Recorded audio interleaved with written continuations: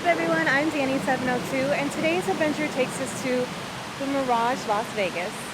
When I was about 8 years old, my father moved from LA to Las Vegas. He moved out here in 1994, so I grew up in the spike of what some people call the Disney era of Las Vegas. Today we're going to explore two of my favorite hotels as a youngling, and two hotels that were built during the Disney era. They were the first created, and lots of other hotels went out and copied them afterwards. The Mirage and then Treasure Island right next door. Steve Wynn was quoted saying, "I'm more of a Disney person than a casino guy." So it's no wonder why my favorite casinos as a kid was built from the ideas of Steve Wynn.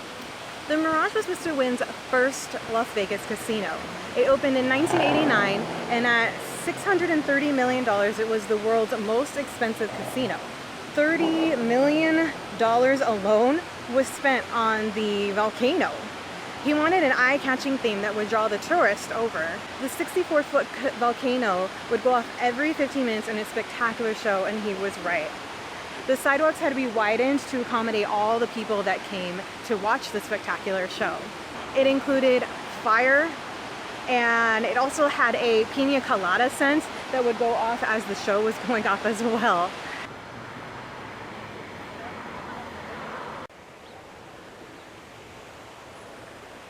The top 5 levels here are what they say are the high roller suites, and the windows are covered with real gold dust that are within the window tint.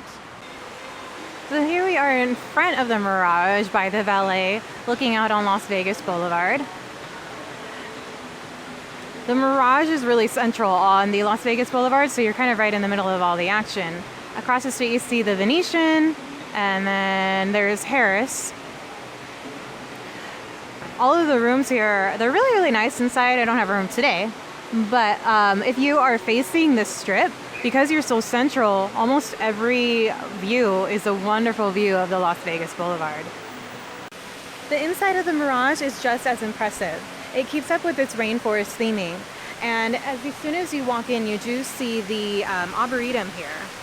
It makes for really great pictures for your Vegas vacation. This is the check-in area, the front desk. They have this really beautiful fish tank behind you.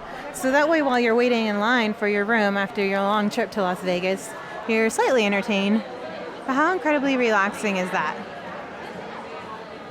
If you are a fan of the Beatles, definitely come watch the Cirque du Beatles show. I got to come see it, and we had amazing seats. And this show brings the audience into the show. It is so cool, also extremely trippy. When you walk out towards the pool, you also are going towards the Siegfried and Roy's Secret Garden. There's 2 areas here. As you can see, the D is where they do the dolphin encounters, and then they've got a couple different pool areas there. And then here is where they'll have a few of the different tigers. So they have white tigers, leopards, lions. They also have an underwater viewing area as well. I've been here twice.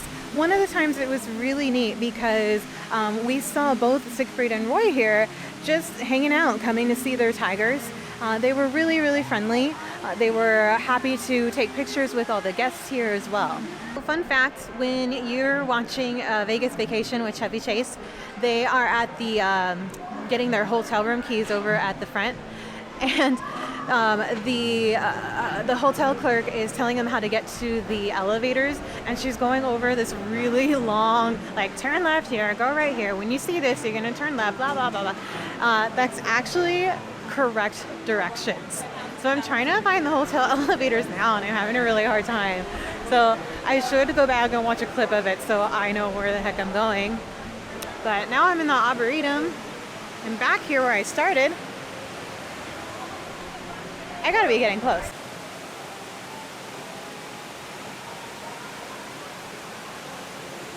The Mirage was my favorite hotel as a kid. I think that its theming was absolutely stunning, and it did sort of remind me of Disneyland. So I am a huge Disney fan, if you didn't know already. And I can appreciate Steve Wynn's idea of his casino. He said that he wanted it to be always evolving.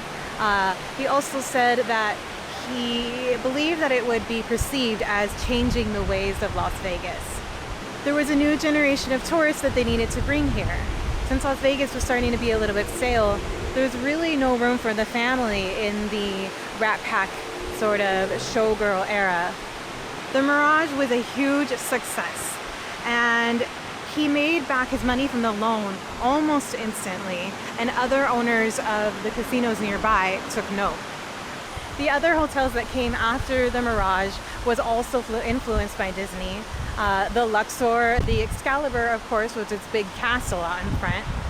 Also the Forum Shops at Caesar Palace was heavily influenced by Walt Disney and Disneyland. They all had the family in mind when being built. I remember there were the arcades in every single casino, which was our favorite spot to come to. There were rides at a lot of casino, as well as at the MGM, they had the theme park. They also had a water park right on the Las Vegas Strip. The beautiful luxury casinos of the 1950s would be demolished, and now, unfortunately, they're a thing of the past. It made way for the fantasy hotels. So the dunes, the sands, the Sahara, they have beautiful history for Las Vegas, but they are no longer.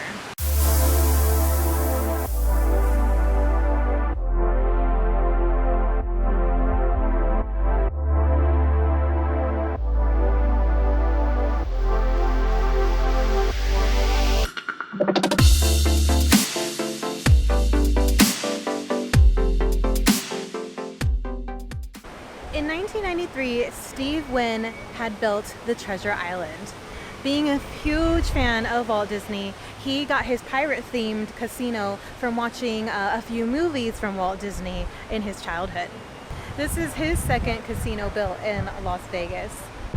There was an awesome pirate village outside along the front of the hotel here. The bay was called Buccaneer Bay, and it would host an epic battle between the pirates and the Brits. So every night you would hear cannons blasting, pirates yelling, the fire was roaring, and even the boat over there, though I don't know if it's the same boat. This one more likes the Brits boat, but I remember that boat being the one that sank. But it would sink all the way underwater. The implosion of the Dunes Casino was set off by the cannons here at Treasure Island.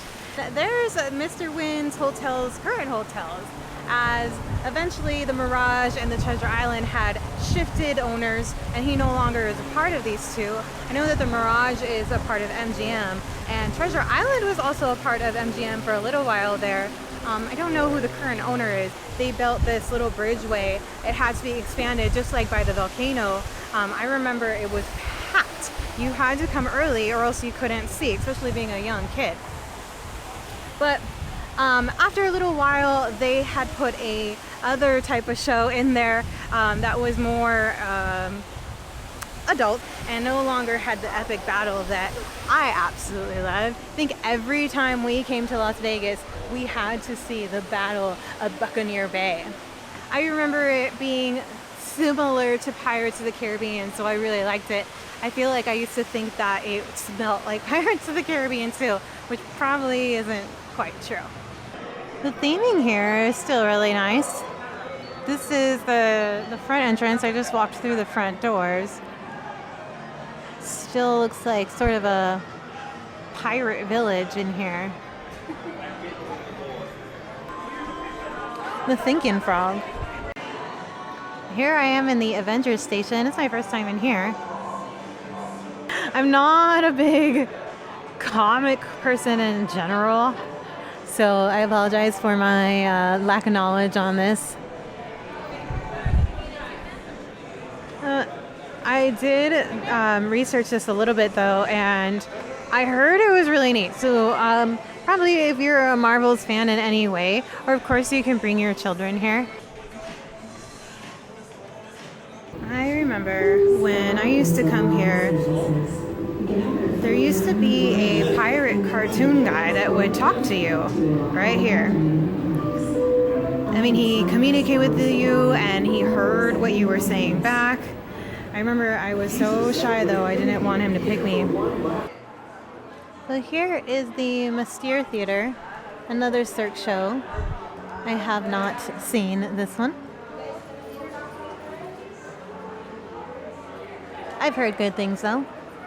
Look at the size of this slot machine.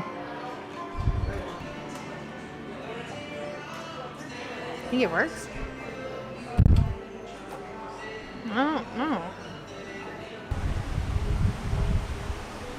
Ugh. So I walked around the Treasure Island just now, trying to see if there was anything interesting to film. Unfortunately, there wasn't much but a casino. It no longer has that magical feel that I remember as a child, but it's still a really nice hotel. It's still really central, just like the Mirage. There's a tram that goes back and forth from the Mirage to Treasure Island, which I'm putting in the video. They're completely free. And I'm glad though that I grew up in the 90s here in Las Vegas, or coming to Las Vegas at least, because there was a plethora of things to do for a kid back then. So thanks for watching my video on the Disney era of Las Vegas. I hope that you enjoyed it. Definitely give me a thumbs up if you liked it. Don't forget to subscribe and stay tuned for some more Las Vegas and surrounding areas adventures.